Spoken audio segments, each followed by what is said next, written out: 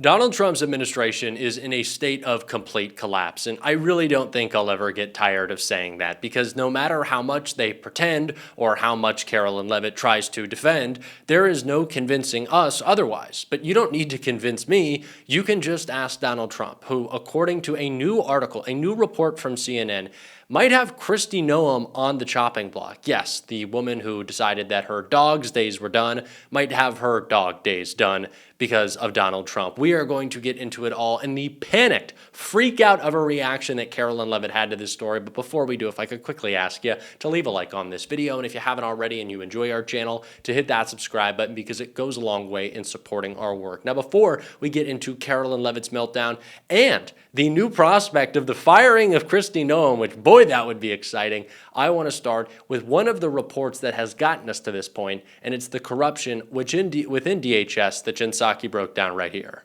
DHS claimed that because Trump declared an emergency at the southern border, they didn't have to waste time getting competitive bids. And that brings me to the first part of ProPublica's big scoop today. Because it turns out that the majority of that no-bid contract money, 143 million taxpayer dollars, went to this kind of mysterious LLC in Delaware. An LLC that was created just days before it got that no-bid contract, just days. And the man who owns the home that LLC lists as its address did not respond to ProPublica's questions.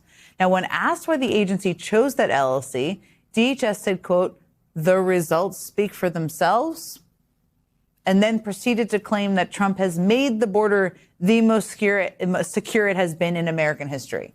Not exactly answering the question. So DHS gave a $143 million no-bid contract to a brand new LLC that no one seems to know anything about. That is obviously a scandal enough to begin with. Then there's this. This is an ad Kristi Noem shot on October 2nd, which, by the way, was the second day of the government shutdown. So while hundreds of thousands of federal workers went without pay, including the nearly 50,000 TSA workers that work under Noem, Noem donned a cowboy hat and had a production company film her riding horseback with buffalo. And whether or not you care about the very weird content of the ad, you should care about who made it. Because according to ProPublica's new reporting, that ad was made by a company called Strategy Group, which is run by a man who is not only the husband of Noem's chief DHS spokesperson, Tricia McLaughlin, yes, she's a something, but also has personal and business ties to Noem herself. And the company's name, Strategy Group, does not appear on any of the public documents about the contract. Instead, the group listed on the contract is the mysterious Delaware LLC that DHS gave that $143 million contract to. I should say that DHS said in a statement to ProPublica that it does all of its contracting by the book. Okay. But the office in charge of funding ad contracts at DHS is the Office of Public Affairs, which is run by none other than DHS spokesperson Tricia McLaughlin. And when she was asked about why DHS ended up using her husband's company, Strategy Group, to make that ad, she replied with this: "We don't have visibility into why they were chosen. I don't know who they're a subcontractor with, but I don't work with them because I have a conflict of interest and I fully recuse myself. My marriage is one thing and work is another. I don't combine them. Well, Tricia, they seem pretty freaking combined right now, don't they? I mean, her husband, the CEO of Strategy Group, Ben Yoho, did not respond to ProPublica's questions. So not only did DHS give a $143 million no-bid contract to an unknown LLC, but that unknown LLC then hired someone tied to Noem, someone literally married to the Noem aide in charge of giving out DHS ad contracts. Corruption in this administration is nothing new, and although I don't think Donald Trump has that big of a problem with it, I think it irks him a little bit. He was certainly more concerned in his first administration with anybody making money off of him. Now, he's fine with people making money off of him, but through his administration, maybe a little bit less so. And that is exactly what Kristi Noem is trying to do, because the leadership that Donald Trump has given to those in his administration has been leading them to cash grabs, to grifts, to profit off of their position in whatever way possible. That is what this administration has entirely been about. The grift, That is what MAGA has learned after all of these years, that they can treat their base like stupid people, one, because they are, and two, because they don't react, and steal every dollar possible while doing so. But it's caught up to Donald Trump, not that he cares about corruption. He does care about his approval rating, which is at a record low, which is why he might be moving away from Kristi Noem. And that report has Karoline Leavitt losing her mind. Karoline Leavitt melts down at bombshell ICE Barbie claim. Karoline Leavitt has raged at CNN for claiming Donald Trump is weighing major cabinet changes just weeks before he hits the one-year mark of his second term. White House Press Secretary Karoline Leavitt, 28, erupted online at a detailed report by the outlet which said that Trump aides are planning for a possible cabinet turnover. CNN said that most notably at the Department of Homeland Security, Kristi Noem and her powerful advisor and rumored lover, Karoline Leavitt, appear increasingly vulnerable.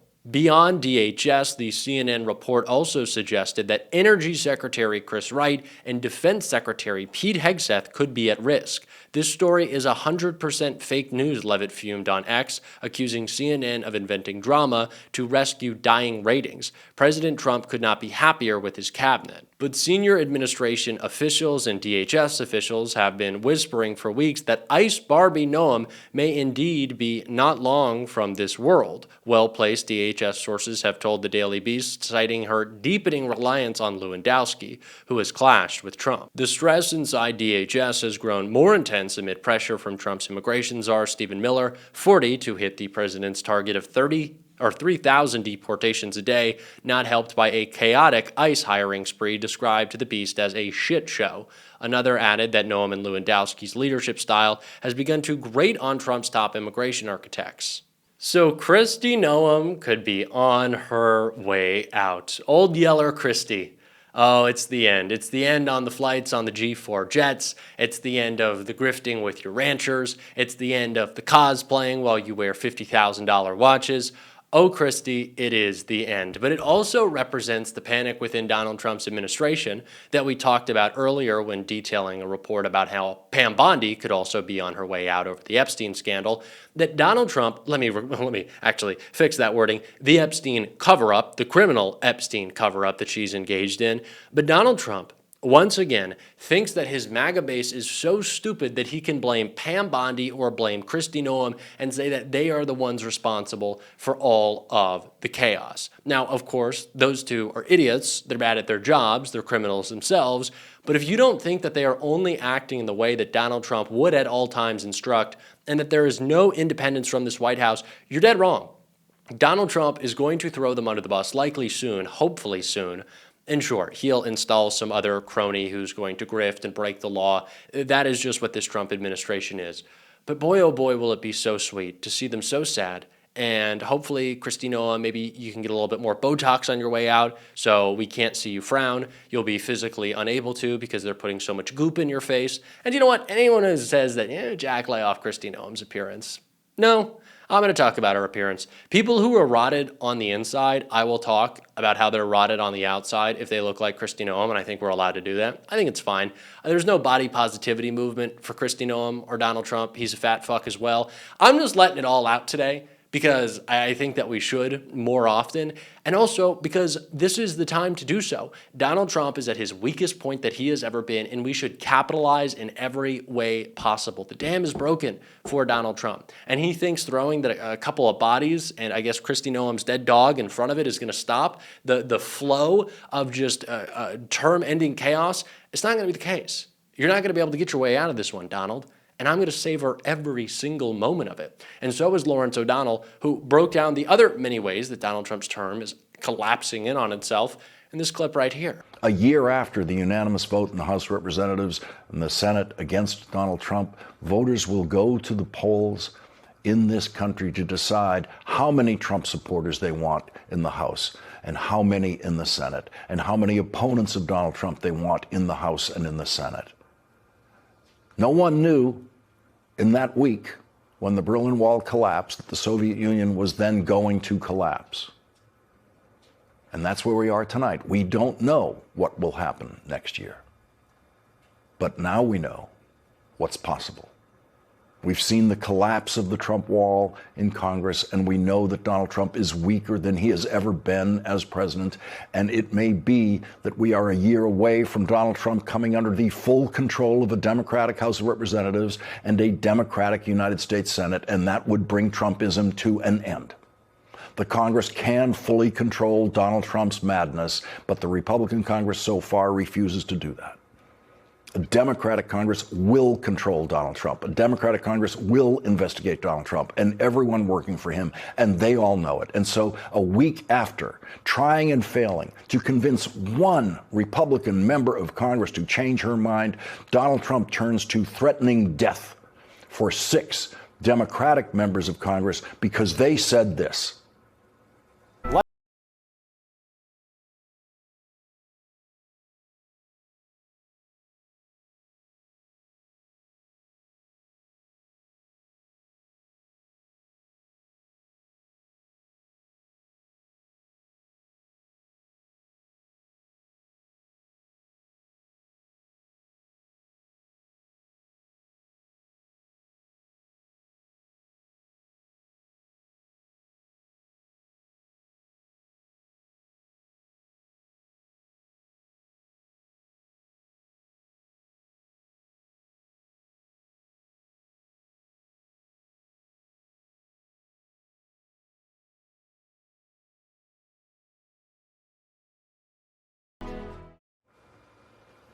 At 9:08 a.m. today, Donald Trump wrote his first lies about what you just heard. And please remember that everything I report to you that Donald Trump said about this is a lie.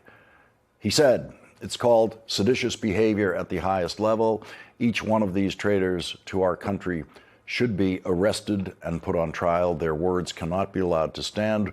We won't have a country anymore. 3 exclamation points. An example must be set. There is nothing seditious about it.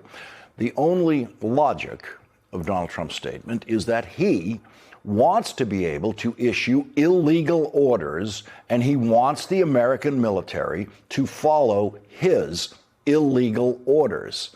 It is impossible for anyone who understands the English language and the law to disagree with a single word that any of those members of Congress said. And everyone today who has objected to what they said, has left out the fact that they are all referring only to illegal orders. 12 minutes later, Donald Trump wrote, "This is really bad and dangerous to our country. Their words cannot be allowed to stand. Seditious behavior from traitors, lock them up, ? Now, no. They will never be locked up. They will never be charged. There is nothing to investigate. Every word they said is true and is legally correct." And then an hour later, Donald Trump said, seditious behavior punishable by death. To which Senator Chuck Schumer said this. Let's be crystal clear. The President of the United States is calling for the execution of elected officials. It really is so lovely to see, and let's be honest, love to see it, and I will continue to, and we will continue to cover the many ways that Donald Trump's term is imploding upon itself. And might I just say that, considering that Zohran Mamdani was in the White House today, that is exactly what we need to be doing. We need to be showing how weak and ineffective Donald Trump is, how easily he will capitulate to us. And we should, although Zohran did not come in guns blazing with threats, he charmed Donald Trump and got him to say that billionaires shouldn't be worried about higher taxes, that he wouldn't send ICE into New York City, and that he thinks he's a great guy. So that was pretty funny. But I think we should be taking advantage of Donald Trump's cognitive state, his deteriorated cognitive state, and how weak he is right now, and the way that we approach holding this administration accountable before we have power. Because it's still going to be a while. It has not been a year since Donald Trump was sworn in. It will be more than a year until Democrats take control of the House and hopefully the Senate. Hopefully the House. We still got to fight and make that happen. But it's going to happen, right? We know that's going to happen.